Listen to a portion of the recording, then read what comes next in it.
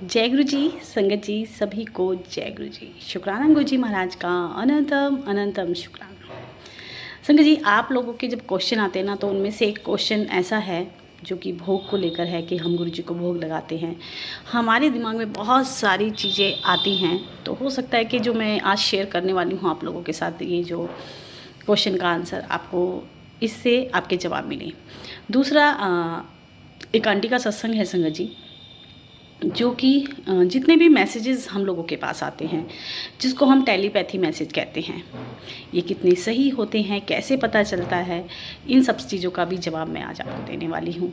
गुरुजी मेहर करें और मैं बोल पाऊँ क्योंकि आपकी संतुष्टि होनी चाहिए। मैं तो बोल ही दूँगी। संगत जी, जब हम गुरुजी को भोग लगाते हैं, पहली बात तो उसको आप अच्छे से किसी कपड़े से ढकें, क्योंकि कहते हैं ना, परमात्मा के खाने में और हमारे बीच में एक पर्दा होना चाहिए। तो जो भी चीज़ें आप गुरुजी को भोग लगाते हो, उसको ढककर गुरुजी को भोग लगाएं। अभी सीजनल फ्रूट आ रहे हैं। हमेशा एक चीज़ याद रखें कि जैसे हम खुद खाते हैं, वैसे ही हम गुरुजी को भोग लगाएं। मतलब अगर सीजनल फ्रूट है, अगर हम तरबूज खा रहे हैं, तो तरबूज में से अगर आप ऐसे खाओगे तरबूज तो नहीं खा पाओगे, उसको बीज निकालोगे ही निकालोगे। अब आप गुरुजी को भोग लगा रहे हो, क्योंकि गुरुजी ब्लेस करते हैं। आप गुरुजी को भोग लगा रहे हो तो लेके चाकू आप सारे बीज निकाल के तब गुरुजी को भोग लगाएं।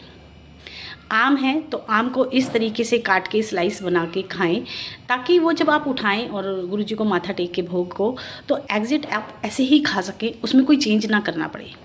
मतलब गुरुजी को भोग वैसे ही लगाएं जैसे आप खाएं। ये नहीं है कि गुरुजी को भोग लगाया अब हम इसको काटना शुरू करते हैं, इसके छिलके निकालते हैं। मतलब आपने गुरुजी को तो ऐसे ही भोग लगा दिया, लेकिन आपने अपने खाने के लिए उसमें बदलाव किए। तो जैसे आप खाते हैं वैसे ही गुरुजी को भोग लगाएं। मैंने एक फ़ोटो में देखा था कि गुरुजी के लिए समोसा प्रसाद रखा था और साथ में एक सॉस का पैकेट रखा था। अब जब हम खाएंगे उठा के, तो वो सॉस का पैकेट हमें छीलना होगा, है ना। लेकिन उन आंटी ने ऐसे ही सॉस का पैकेट रखा, कहते समोसा प्रसाद है और ये सॉस है, आप खा लो। तो वो आप जब उठाओगे तो उसको पहले सॉस के पैकेट को छीलोगे। तो जब आप गुरुजी को भोग लगा रहे हैं तो सॉस के पैकेट को काटें कैंची से और किसी बाउल में डालकर फिर गुरुजी के सामने रखें, तरीके से भोग लगाएं। और बाकी तो सब भाव का है, जितने भाव से आप उनको, जितने प्रेम से आप खिलाते हो। लेकिन कहते ना, उनके भोग लगाने के बाद आप किसी चीज़ को फेंक नहीं सकते। फिर आप अगर बीज वाला ही खिला रहे हो गुरुजी को, तो बीज वाला ही आपको खाना होगा, उसमें से कुछ आप निकाल नहीं सकते। इसलिए उसी तरीके से भोग लगाएं जिस तरीके से आप खाते हैं। जय गुरु जी। संगत जी, इमेजिन करो कि हमें मंदिर में जाना है। मतलब कहते हैं ना कि गुरुजी से मिलने के लिए हम जा रहे हैं, और या भगवान से हम कुछ मांगने के लिए जा रहे हैं, और लाइन बहुत लंबी है। अब ताकि हमारा नंबर जल्दी आ जाए, तो हम लाइन, मतलब क्या करें हम, ताकि हमारा नंबर, हम परमात्मा के दर्शन जल्दी कर सकें और जो हम मांगने आए हैं वो जल्दी हमारी मांग पूरी हो जाए। तो लाइन को छोटा करना होगा। अब वो लाइन छोटी करने का तरीका, ताकि आपके जल्दी से दर्शन हो जाए और आप परमात्मा से मिलकर अपनी इच्छा जो भी है आपको, आप वो मांग सको। तो आपको लाइन छोटी करनी होगी। और लाइन छोटी करने का सिर्फ एक तरीका है कि अगर आप करोड़पति हो, अगर आप इतने धनवान हो और आपके आगे जो लोग खड़े हैं या पीछे जो लोग खड़े हैं लाइन छोटी करने के लिए, आप जिसको 100 रुपये की आवश्यकता है आप उसको दे दो। मतलब उनकी, जिनकी विश आप पूरी कर सकते हो, कम से कम परमात्मा ने आपको इस लायक बनाया है, तो आप उनकी विश पूरी करो, ताकि आप वो सीढ़ी चढ़ के परमात्मा तक जल्दी पहुंच सको कि अब मैं आपके सामने मांगने आया हूँ। तो जहाँ जहाँ आपकी सामर्थ्य है, आप दूसरों की सहायता कर सकते हैं, जिनको नीड है और जिनके काम आप पा सकते हैं, क्योंकि मांगने की लाइन बहुत लंबी है। और परमात्मा तक अगर हमें पहुंचना है कि हमारी इच्छाएं उन तक पहुंचे, तो आप लाइन को छोटा करें। मतलब जिनको आप दे सकते हैं या जिनकी मदद आप कर सकते हैं, आप इतनी क्षमता रखते हैं, तो आप उनकी मदद करते रहो, क्योंकि खड़े हम सारे एक ही लाइन में हैं। आप लाइन को छोटा कर सकते हो परमात्मा तक पहुँचने के लिए, ताकि आपका कहते हैं ना, काम उन्हीं का है, लेकिन आप उसको काम को करके आप उनकी नज़रों में भी आ रहे हो और इस तरीके से उनके पास उनके आपकी बात उन तक जल्दी भी पहुंचती है, क्योंकि जब हम परमात्मा का ही काम कर रहे हैं, धीरे धीरे धीरे धीरे हम लोगों की मदद कर रहे हैं, तो मांगने वालों की लाइन कम हो रही है और आप पे परमात्मा की नज़र हो रही है। संगत जी, एक पुराना सत्संग मैं आप लोगों के साथ शेयर करना चाहती हूँ। एक बार गुरुजी ने ही ये सत्संग सुनाया था। गुरुजी बैठे थे तो गुरुजी कई बार सत्संग सुनाते थे संगत को, कोई संगत, कोई अपने जीवन की ऐसी घटना। तो गुरुजी बोले कि एक बारी एक बहुत बड़ा महापुरुष आया मेरे कोल, और आके मतलब देखने में वो ऐसे लग रहे थे कि ऐसे होंगे मतलब 50-60 साल के, मतलब उम्र के हिसाब से कम लग रहे थे। तो गुरुजी से आके बोले कि तू अपने आप नू शिव कहता है, कभी मतलब अपने आप को शिव बताते हो? तो गुरुजी बोले मैंने तो कभी नहीं किसी को कहा कि मैं शिव हाँ, मैंने तो कभी नहीं कहा मैं गुरु नानक हाँ, मैंने तो कभी नहीं कहा, लेकिन और लोग मुझे कहते हैं कि मुझे आप में शिव दिखते हैं। वो उनका भाव है। कभी कहते हैं कि मैं आप में मुझे गुरु नानक दिखते हैं। तो मैं औरों को दिखता हूँ, लेकिन मैंने कभी नहीं कहा कि मैं शिव हूँ। तो मतलब मैंने लोगों से कहा कि तुम जिस रूप में मुझे देखना चाहोगे मैं तुम्हें उस रूप में नजर आऊँगा। तो जिसका जिस परमात्मा से भाव जुड़ा है, जिस परमात्मा में वो मुझे देखते हैं, मैं उनको उसी में दिख जाता हूँ। तो वो जो महापुरुष थे उन्होंने कहा गुरुजी से कि तुझे पता है मेरी उम्र कितनी है? बोले मैं 325 साल का हूँ, मेरी उम्र इतनी है। तो गुरुजी ने कहा उम्रा विच की रखा है, उम्र से क्या लेना देना है? तो उन्होंने कहा कि तू मतलब मैं तुझे पता है मेरा सारा खाना सचखंड से आता है। और वो इतने सिद्ध पुरुष और इतने महापुरुष थे कि उनका सारा खाना सचखंड से ही आता था। तो उन्होंने गुरुजी से कहा कि तू शिव है ना, तो तू मुझे ना स्वर्ग से या सचखंड से दूध ला के दे। संगत जी ऐसा ही हुआ। गुरुजी ने ऐसे हाथ किया और एक चांदी का गिलास गुरुजी के हाथ में आया, और बताते हैं कि जालंधर मंदिर की शायद ये बात है, और चारों मतलब छत के सारे उसमें से धाराएं आने लगी उसके अंदर, गिलास के अंदर चारों तरफ से, जैसे कहते हैं ना अमृत की बौछार होने लगती है आसमान से, इस तरीके से उस गिलास में वो धाराएं आने लगी। और गुरुजी जब ये कर रहे थे तो वो साधु जो थे उनकी आंखें खुली की खुली रह गई, और जब वो गिलास गुरुजी ने दे के उनको कहा कि ले फड़ पी ले, क्योंकि उनको तो पता था सचखंड से आई हुई चीज़ कैसी होती हैं। जब उन्होंने हाथ में गिलास लिया और दूध देखा तो वो मतलब नतमस्तक हुए गुरुजी, क्योंकि मैं मान गया। गुरुजी बोले मांगा भी तो क्यों, क्या मांगा? दूध। मांगने वाले तो कुछ भी मांग सकते हैं, लेकिन मांगा भी तो, फिर भी मांगा तो दूध ही मांगा, मतलब यहीं की चीज़ें मांगी। अगर आज कुछ और मांगा होता तो वो भी मिल गया होता। तो संगत जी सामने गुरुजी हैं, मांगने वाले हम भिखारी हैं। मांगने के लिए बहुत कुछ है, लेकिन कहते ना मांगने की सोची, मांगने की बुद्धि भी अगर हमें आ जाए तो हम अच्छे भिखारी भी बन जाएं। लेकिन हमें तो मांगना भी नहीं आता। तो अगर मांगना नहीं आता तो ये चीज़ भी आप गुरुजी पे ही छोड़ दो कि गुरुजी जो आपकी रज़ा, जो आप समझते हो कि हम जिस लायक हैं। आज ऐसे ही मैं बात कर रही थी संगत जी, वो छोटी सी बात है, मतलब फैमिली में जैसे हम बैठे होते हैं कई बार, तो जो मेरी आंटी हैं जो काम करती हैं वो बोल रही थी गुरुजी की तरफ देख के कि आपसे नहीं मांगूंगी तो किससे मांगूंगी, आपसे ही मांगूंगी, आप ही दोगे। मैंने कि पहले तो उंगली नहीं कर क्योंकि मुझे अच्छा नहीं लगता ऐसे गुरुजी की तरफ उंगली करके बोल रहा था। तो मैंने कि आप ऐसे गुरुजी की तरफ उंगली नहीं करो। मैंने कि आप स्कूल में अपने बच्चे का एडमिशन कराने जाते हो, हम कहते हैं ना कि हम गुरुजी से नहीं मांगेंगे तो किससे मांगेंगे।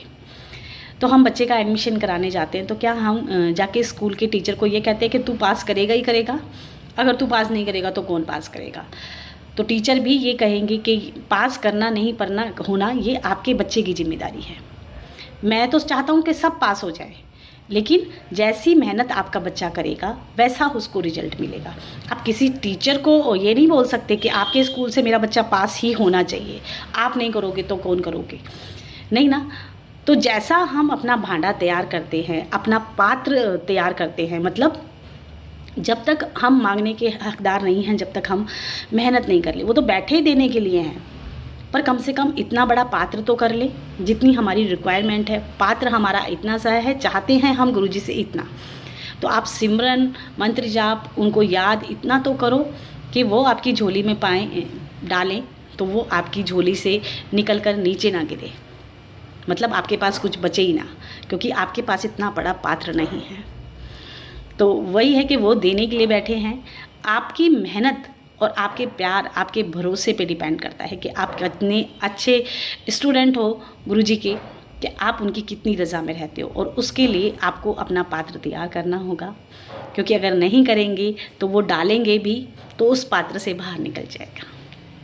तो अपना पात्र, अपना भांडा बड़ा कर लें ताकि वो झोली भरें तो उस झोली में आ सके। एक बार शिव और पार्वती की कथा मैंने सुनाई थी ना, कि शिव जी बार बार ब्लेसिंग देते थे पार्वती जी के कहे से, और वो इंसान फिर भी उससे चूक जाता था। तो पर भोले बाबा यही कहते थे कि बार बार कि ये इसके भाग्य में ही नहीं है। अब भाग्य में नहीं है, लेकिन भाग्य बनाया तो जा सकता है उनके सिमरन से, उनकी याद से, उनके भजन से, उनके कीर्तन से।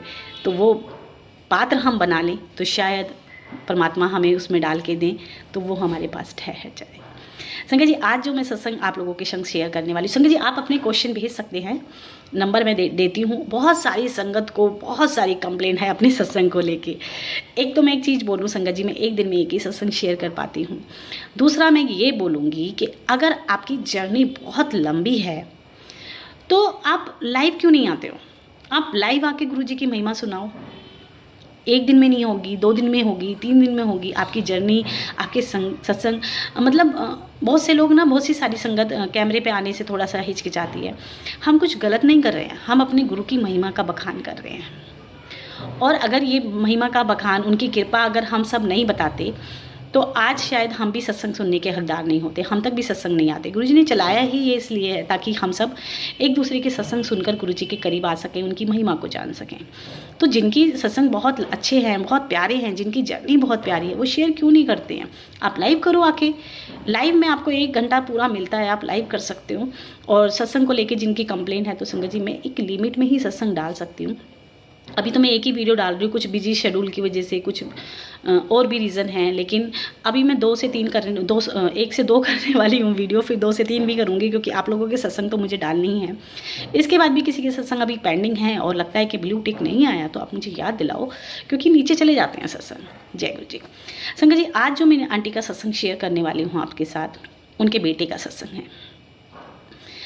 आंटी की मतलब जर्नी, आंटी के सत्संग बहुत बड़े बड़े हैं, लेकिन ये सत्संग बहुत इम्पोर्टेंट है जो अभी ही घटित हुआ है। आंटी का बेटा बाहर रहता है और वो मतलब जगह का नाम मुझे याद नहीं है, तो बाहर रहता है। तो वो काफ़ी टाइम से गाड़ी लेने के लिए बोल रहा था, और गुरुजी के मैसेज भी आ रहे थे कि मैं तेरे बेटे नू गाड़ी प्लेस करनी है, घर प्लेस करना है। और आंटी बोली कि लोन पे ही लिया, लेकिन लिया मेरे बेटे ने घर। और उसके बाद जब गाड़ी के मैसेज आए तो गाड़ी का भी बोली हुआ, क्योंकि जो गाड़ी उसको चाहिए थी उसने कैंसिल करा के मतलब दूसरी ली जो उसको चाहिए थी। अब गुरुजी के मैसेज आए कि तेरे मुंडे पे बहुत बड़ा संकट है, तू सत्संग सुन। आंटी ने देखा नहीं, सुना नहीं। वो ज़रूरी नहीं है कि हम सत्संग सुनते हैं तो हमारे बच्चों के कष्ट नहीं कटते हैं। गुरुजी थे आपको एक हिंट दे दिया कि आपके बच्चे की लाइफ में कुछ होने वाला है, पर हमारे दिमाग ऐसे है कि हम डर जाते हैं क्योंकि माँ है। और आंटी के साथ ऐसा ही हुआ, क्योंकि वो ऐसे मैसेज देख के थोड़ा सा घबरा गई। अब बेटे को आना था पूना से आना था, मतलब काफ़ी लंबा रास्ता था। अब आंटी को पता चला कि उनका बेटा आ रहा है, तो आंटी का मन घबराया, क्योंकि आंटी पहले ही मैसेज गुरुजी के उनके पास आते थे, तो वो दिमाग में बात रह गई, क्योंकि गुरुजी को याद दिलानी थी कि ऐसा कुछ होना है, और गुरुजी ने उनके माइंड में ये डाल दिया कि ऐसा कुछ होना है। अब आंटी को जब पता चला उनका बेटा आ रहा है, तो आंटी के मन में जो गुरुजी ने विचार डाला वो ये डाला, क्योंकि कि जपजी साहब का पाठ तू कर। आंटी नॉन स्टॉप कई घंटों तक, जब तक वो घर आया नहीं, मतलब बेटा उनका, तब तक नॉन स्टॉप पाठ करती रही। बेटी ने कहा भी कि भाई जब तक आ नहीं जाएगा 7-8 घंटे लगेंगे, कि आप बालकनी में बैठ के ये पाठ ही करती रहोगी। तो आंटी ने बेटी की बात को इग्नोर करते हुए अपना जो उनके मन में गुरुजी ने थॉट डाला था कि तू अपना पाठ करती रहे, वो जपजी साहब का पाठ करती रही। और पता चला, कॉल आई कि एक्सीडेंट होते होते बेटे का बचा है और बेटा आ रहा है, लेकिन एक्सीडेंट मतलब बहुत ऐसी सिचुएशन थी कि एक्सीडेंट होते होते बचा है।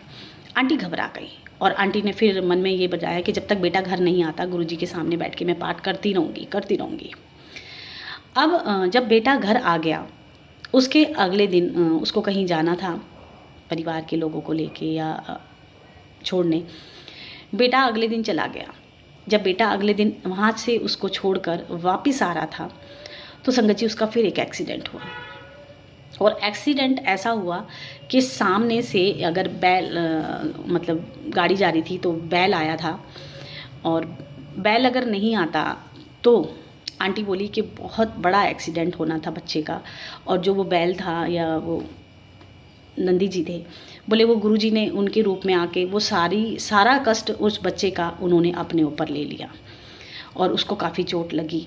तो संगत जी अगर मन में ये आता है कि मतलब एक ही मैसेज आपके पास बार बार क्लिक हो रहा है, आपके साथ ऐसा फीलिंग आ रही है कि ऐसा कुछ हो सकता है, तो सबसे अच्छा उपाय है कि परेशान होने की बजाय चीज़ों को वो करने की बात, मतलब गुरुजी आपको हिंट दे रहे हैं। गुरुजी कहते हैं कि आके मेरे कोल बैठ और मंत्र जाप कर। मैंने भी अभी एक घटना आपको अपनी ज़िंदगी की बताई थी कि मेरे हस्बैंड के सर पे चोट लगी थी, और उस दिन मैं कभी ज़ोर ज़ोर से मंत्र जाप नहीं करती और मैं पूजा करते समय बड़ी तेज़ मंत्र जाप कर रही थी। और जब मैं करके उठी तो मैंने गुरुजी से यही बोला कि गुरुजी ये क्या करवा रहे थे आज तो मैं बड़ी तेज़ मंत्र जाप कर रही थी और मेरा मन नहीं था कि मैं उठूं, क्योंकि एक टाइम के बाद तो हम उठ ही जाते पूजा करके, लेकिन मैं बैठी रही और मैं मंत्र जाप करती रही। तो थोड़ी समय बाद पता चला कि हस्बैंड के ऐसे चोट लगी है। मतलब गुरुजी मन में थॉट डालते हैं कि अभी ये कर लो, क्योंकि हर चीज़ अभी क्या है ना, डॉक्टर भी अगर हमारे अंदर कोई बीमारी होती है तो बताते हैं कि भाई ये होने वाला है। अब इसका मतलब ये कोई है कि हम घबराने लग जाएंगे, घबराना नहीं है, आपको अपना इलाज कराना है। और जब गुरुजी कोई ऐसा मैसेज आपको लगता है कि आता है, बार बार आता है, तो आप गुरुजी के सामने बैठ के पाठ करो, मंत्र जाप करो, मतलब वो समय निकल जाएगा, वो आपके सिमरन से, आपके पाठ से आसानी से निकल जाएगा। आंटी ने ये भी बताया मुझे कि अभी थोड़े दिन पहले मतलब उनकी एक कोई जानकार थी और वो आईसीयू में थी। बोली मुझे जब से पाठ पे इतना विश्वास हुआ कि मैंने कहीं सुना था कि इतना पाठ करने से, इतने घंटे लगातार पाठ करने से मृत्यु तुल्य कष्ट भी कट जाता है। तो बोली उस लड़की के लिए मैंने गुरुजी के सामने अरदास करके मैंने नॉन स्टॉप पाठ शुरू किया। और जब मैंने कई घंटे किया, पता नहीं कितने घंटे बता रही थी आंटी, 9 घंटे या 7 घंटे। तो जब वो पूरा हुआ तो आंटी ने के पास कॉल आई कि वो लड़की आईसीयू से बाहर आ गई है, उसको होश आ गया है। तो पाठ में वाकई बहुत शक्ति है, लेकिन गुरुजी को हाजिर नाजिर मानकर आप पाठ करो, आप भक्ति करो। डरना क्यों है? हम ऐसे मैसेज देखते हैं हम डर जाते हैं, हम घबराने लगते हैं। घबराना नहीं है, वो हिंट है आपके लिए परमात्मा की तरफ से, गुरुजी की तरफ से, कि आप सावधान हो जाओ और पाठ में जुड़ जाओ, सिमरन में जुड़ जाओ, मंत्र जाप में जुड़ जाओ। सत्संग आया है तो सत्संग सुन लो, लेकिन परेशान नहीं होना है। और बहुत अजीब अगर हेडलाइन है तो उनको हर चीज़ को ये नहीं सोचे कि यही होने वाला है।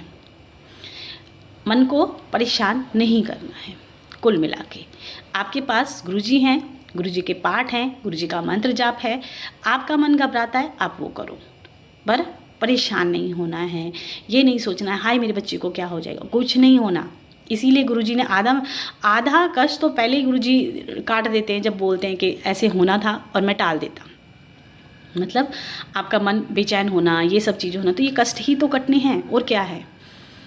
घबराहट होने लगती है, बेचैनी हो जाती है, तो हमें लगता है कि अभी कुछ होने वाला है, तो हम पहले से पहले अंदर हमारे मंत्र जाप चलने लगता है, हमें मतलब सिमरन में हम जुड़ जाते हैं, चाहे वो डर से ही जुड़े। जो कि अगर गुरुजी का मैसेज नहीं आता तो हम ऐसी चीज़ों को अवॉइड करके हम सोचते हैं कि क्या जरूरत है, बाद में देखेंगे, सिमरन बाद में करेंगे। लेकिन कभी कभी डर से ही हम भगवान को याद करने लगते हैं। तो हर चीज़ आपके लिए नहीं है, और कभी कभी आपको फील होता है अंदर से, मन में से आवाज़ आती है कि ये तुझे करना है, तो आप कर लो। क्योंकि परमात्मा को याद करने के लिए कोई बंदिश नहीं है, आप कभी भी उनको सिमरन। गुरुजी ने तो हमारी ज़िंदगी को इतना ईजी तरीके से बना दिया है ना संगत जी, कि बस आप हर चीज़ में उन्होंने खुली छूट दे दी है कि बस मैंने याद करो और तुम्हें कुछ नहीं करना है। आज के लिए इतना ही संगत जी। जय गुरु जी, शुक्राना गुरु जी। और आप इस चीज़ से प्लीज़ नाराज़ नहीं हो कि हमारे सत्संग नहीं डले, आप मुझे याद दिला दो प्लीज़। और जिनको लगता है वो मुझे सुना सकते हैं तो आप पहले मैसेज करा करो व्हाट्सएप पे कि आंटी मुझे अपना सत्संग सुनाना है, मैं कॉल करती हूँ। ये सुने हुए सत्संग सुनाती हूँ मैं आप लोगों को, आप लोग सुनाते हो तो फिर मैं सुनाती हूँ। जय गुरु जी, शुक्राना गुरु जी।